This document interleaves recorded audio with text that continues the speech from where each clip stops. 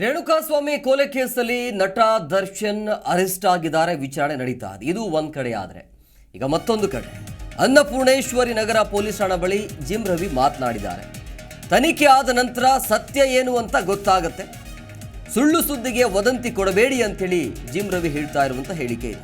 So ತನಿಖೆ ಆಗುವವರೆಗೂ ಏನು ಅಂತ ಕಾದು ನೋಡೋಣ. ಅಲ್ಲಿಯ ತನಕ ಏನು ಮಾತನಾಡೋದು ಬೇಡ, ಅಥವಾ ಈ ಸುಳ್ಳು ಸುದ್ದಿಗೆ ವದಂತಿ ಕೊಡಬೇಡಿ ಅಂತೇಳಿ ಸೊ ಅನ್ನಪೂರ್ಣೇಶ್ವರಿ ನಗರ ಪೊಲೀಸ್ ಠಾಣಾ ಬಳಿ ಮಾತನಾಡಿದ್ದಾರೆ. ಸೊ ವಿಚಾರಣೆ ಆಗ್ತಾ ಇದೆ. ಹಾಗಾಗಿ ವಿಚಾರಣೆ ಆಗಲಿ, ತದನಂತರ ನೋಡೋಣ ಅಂತೇಳಿ. ಘಟನೆ ಆಗಿದೆ.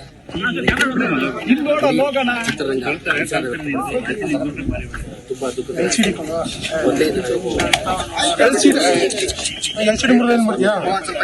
ಅವ್ರ ಕುಟುಂಬಕ್ಕೆ ಧೈರ್ಯ ತುಂಬುವಂತ ಕೆಲಸ ಮಾಡಬೇಕು.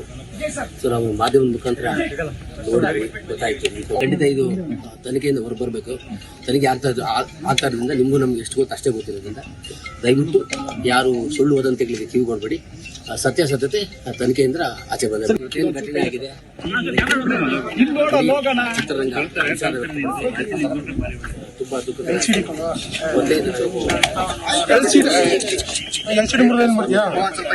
ಅವ್ರ ಕುಟುಂಬಕ್ಕೆ ಧೈರ್ಯ ತುಂಬುವಂತ ಕೆಲಸ ಮಾಡಬೇಕು. ಸೊ ನಾವು ಮಾಧ್ಯಮದ ಮುಖಾಂತರ ನೋಡಿದ್ವಿ, ಗೊತ್ತಾಯ್ತು. ಖಂಡಿತ ಇದು ತನಿಖೆಯಿಂದ ಹೊರಬರಬೇಕು. ತನಿಖೆ ಆಗ್ತಾ ಇರೋದ್ರಿಂದ ನಿಮಗೂ ನಮ್ಗೆ ಎಷ್ಟು ಗೊತ್ತು ಅಷ್ಟೇ ಗೊತ್ತಿರೋದ್ರಿಂದ ದಯವಿಟ್ಟು ಯಾರು ಸುಳ್ಳು ವದಂತಿಗಳಿಗೆ ಕಿವಿಗೊಡ್ಬೇಡಿ. ಸತ್ಯಾಸತ್ಯತೆ ತನಿಖೆಯಿಂದ ಆಚೆ ಬಂದ ಘಟನೆ ಆಗಿದೆ. ಚಿತ್ರರಂಗ ತುಂಬಾ ದುಃಖದ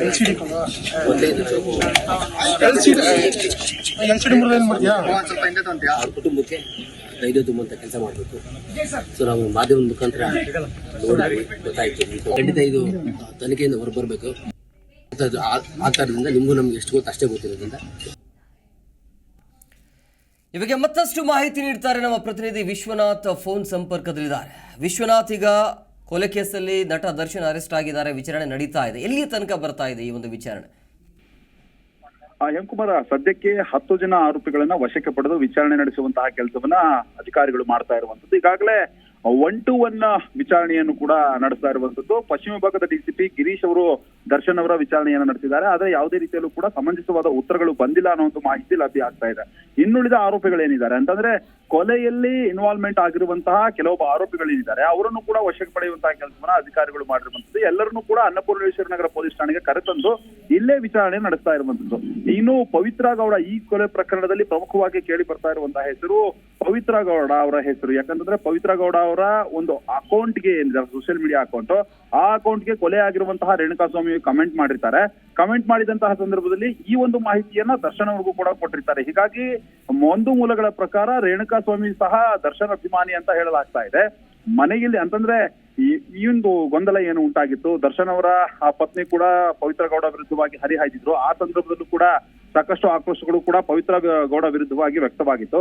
ದರ್ಶನ್ ಅವರ ಸಂಸಾರವನ್ನ ಹಾಳು ಮಾಡ್ತಿದ್ದಾರೆ ಅನ್ನೋದು ಕಾಮೆಂಟ್ ಗಳನ್ನು ಕೂಡ ಅನೇಕ ಬಾರಿ ನಾವು ನೋಡಿರ್ತೀವಿ ಸೋಷಿಯಲ್ ಮೀಡಿಯಾದಲ್ಲಿ. ಅದೇ ರೀತಿಯಾಗಿ ದರ್ಶನ್ ಅವರ ಸಂಸಾರ ಹಾಳಾಗಬಾರ್ದು ಅನ್ನೋ ಒಂದು ನಿಟ್ಟಿನಲ್ಲಿ ಈ ರೀತಿಯಾದಂತಹ ಕಾಮೆಂಟ್ ಅನ್ನ ರೇಣುಕಾಸ್ವಾಮಿ ಮಾಡಿತಾ ಅನ್ನೋ ಒಂದು ಮಾಹಿತಿ ಕೂಡ ಲಭ್ಯವಾಗ್ತಾ ಇರುವಂತದ್ದು. ಇದನ್ನೇ ನೆಪವಾಗಿಟ್ಕೊಂಡು ದರ್ಶನ್ ಪರವಾಗಿರುವಂತಹ ಕೆಲವರು RR ನಗರಕ್ಕೆ ಈತನನ್ನ ಕರೆದುಕೊಂಡು ಬಂದು ಅಲ್ಲಿಯೇ ಹಲ್ಲೆ ಮಾಡಿ ಅಲ್ಲಿಂದ ಆತ ಅಲ್ಲೇ ಸ್ಥಳದಲ್ಲೇ ಮೃತ, ಅಂತಂದ್ರೆ ಹೊಡೆತವನ್ನ ತಾಳಲಾರದೆ ಅದ ಸ್ಥಳದಲ್ಲೇ ಮೃತಪಟ್ಟಿದ್ದಾನೆ. ಅದಾದ್ಮೇಲೆ ಈ ಕಾಮಾಕ್ಷಪಾಳ್ಯ ಪೊಲೀಸ್ ಠಾಣಾ ವ್ಯಾಪ್ತಿಯಲ್ಲಿ ಇರುವಂತಹ ಒಂದು ಮೋರಿ ಬಳಿ ತೆಗೆದುಕೊಂಡು ಬಂದು ಡೆಡ್ ಬಾಡಿಯನ್ನ ಅಲ್ಲೇ ಎತ್ತು ಹೋಗಿರ್ತಾರೆ.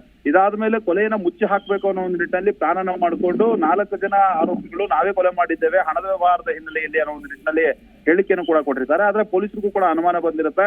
ಟವರ್ಡಂಪ್ ಆಧಾರದ ಮೇಲೆ ಮತ್ತು ಮೊಬೈಲ್ ನೆಟ್ವರ್ಕ್ ಅನ್ನ ಪರಿಶೀಲನೆ ನಡೆಸಿದಂತಹ ಸಂದರ್ಭದಲ್ಲಿ ರೇಣುಕಾಸ್ವಾಮಿ ಕೂಡ ದರ್ಶನ್ ಮನೆ ವ್ಯಾಪ್ತಿಯಲ್ಲಿ ಓಡಾಡಿರೋದು ಕೂಡ ಕನ್ಫರ್ಮ್ ಆಗುತ್ತೆ. ಹೀಗಾಗಿ ದರ್ಶನ್ ಇನ್ವಾಲ್ವ್ಮೆಂಟ್ ಇದೆ ಅನ್ನೋದು ಇಲ್ಲಿ ಮೇಲ್ನೋಟಕ್ಕೆ ಸಾಬೀತಾಗಿರೋದ್ರಿಂದ ಮತ್ತು ಈ ಹಿನ್ನೆಲೆಯಲ್ಲಿ ಸಾಕ್ಷ್ಯಾಧಾರಗಳನ್ನ ಕಲೆಕ್ಟ್ ಮಾಡುವಂತಹ ದೃಷ್ಟಿಯಿಂದ ಈಗ ದರ್ಶನನ್ನು ಕೂಡ ವಶಕ್ಕೆ ಪಡೆದು ವಿಚಾರಣೆ ನಡೆಸ್ತಾ ಇರುವಂತದ್ದು. ಒಟ್ಟಾರೆಯಾಗಿ ದರ್ಶನ್ ಅಭಿಮಾನಿಗಳು ಕೂಡ ಕೆಲವೊಬ್ರು ಇಲ್ಲಿ ಬಂದು ನಿಂತ್ಕೊಂಡಿರುವಂತದ್ದು. ಆದ್ರೆ ಅವರನ್ನು ಯಾರೂ ಕೂಡ ಪೊಲೀಸ್ ಠಾಣೆ ಬಳಿ ಬಿಟ್ಕೊಳ್ಳುವಂತಹ ಕೆಲಸಕ್ಕೂ ಕೂಡ ಅಧಿಕಾರಿಗಳು ಮುಂದಾಗಿಲ್ಲ. ಇನ್ನು ನಿರ್ಮಾಪಕರಾಗಿ ಆದಿಯಾಗಿ ಕೆಲ ನಟರು ಕೂಡ ಬರುವಂತಹ ಒಂದು ಸಾಧ್ಯತೆ ಕೂಡ ಇದೆ. ಇನ್ನು ಯಾರನ್ನೂ ಕೂಡ ಗೇಟ್ ಒಳಗಡೆ ಬಿಡುವಂತಹ ಕೆಲಸಕ್ಕೂ ಕೂಡ ಇಲ್ಲಿರುವಂತಹ ಪೊಲೀಸರು ಕೂಡ ಮುಂದಾಗಿಲ್ಲ.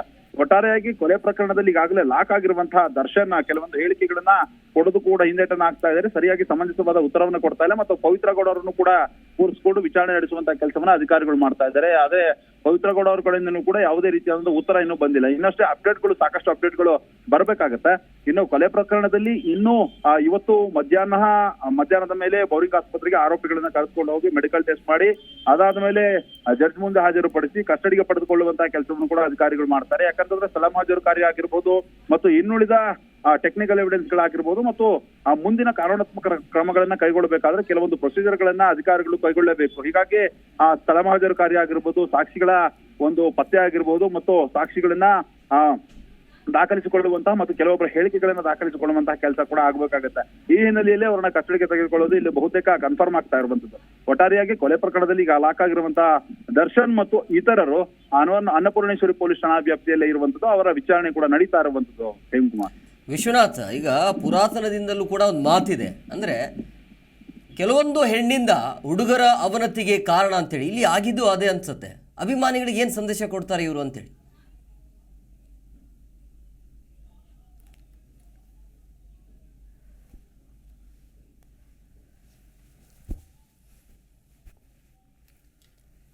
ಸಂಪರ್ಕ ಸಾಧ್ಯ ಆಗ್ತಾ ಇಲ್ಲ ನೋಡಿ.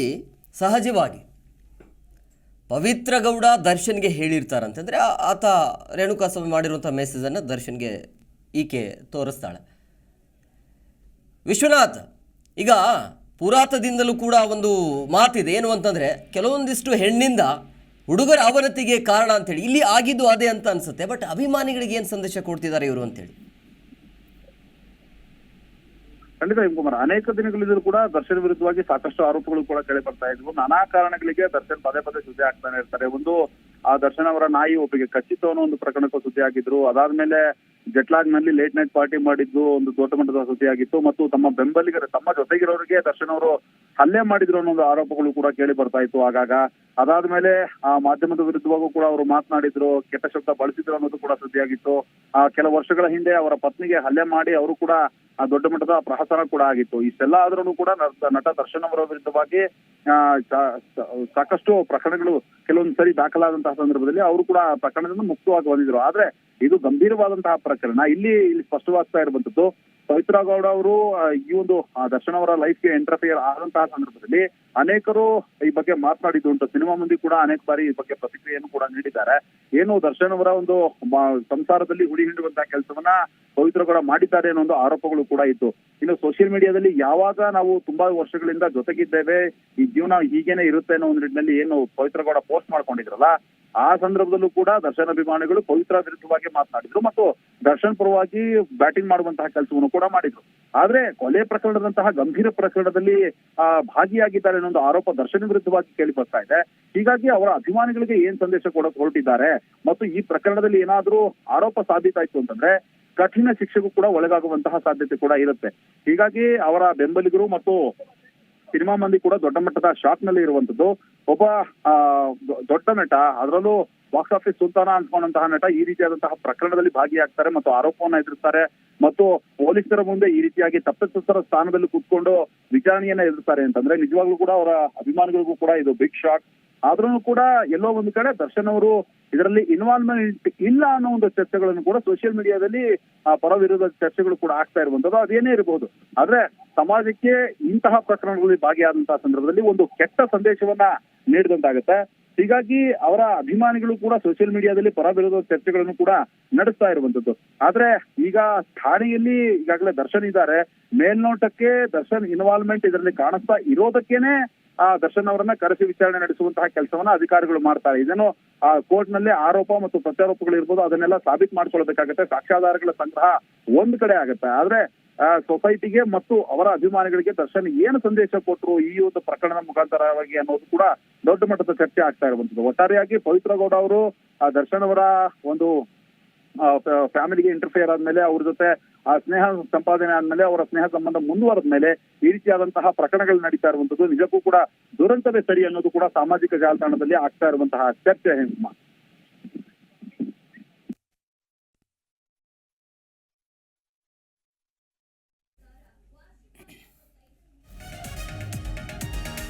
ನೋಡಿ, ಈ ಪ್ರಕರಣದ ಬಗ್ಗೆ ಏನು ಹೇಳಬೇಕು ಅನ್ನೋದೇ ಗೊತ್ತಾಗ್ತಾ ಇಲ್ಲ. ಯಾಕಂದರೆ ಸೂಕ್ಷ್ಮ ಇರುವಂಥ ಪ್ರಕರಣ ಇದು.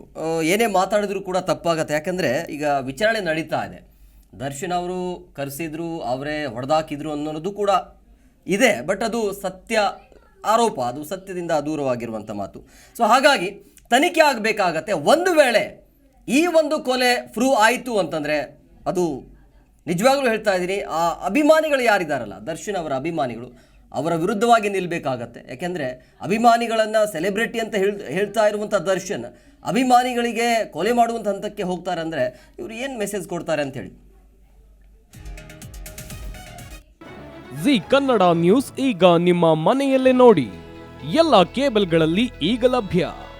ಸನ್ Direct 292, Jio TV 1334, U digital 162, city cable 51, GTPL 17, Abhishek cables 821, rock line telecommunication 51, Shri Basaveshwara number 60, Vinayaka digital number 53, in digital number 896ರಲ್ಲಿ. ನಿಮ್ಮಿಸ್ತದ ಜಿ ಕನ್ನಡ ನ್ಯೂಸ್ ನೋಡಿ ಆನಂದಿಸಿ.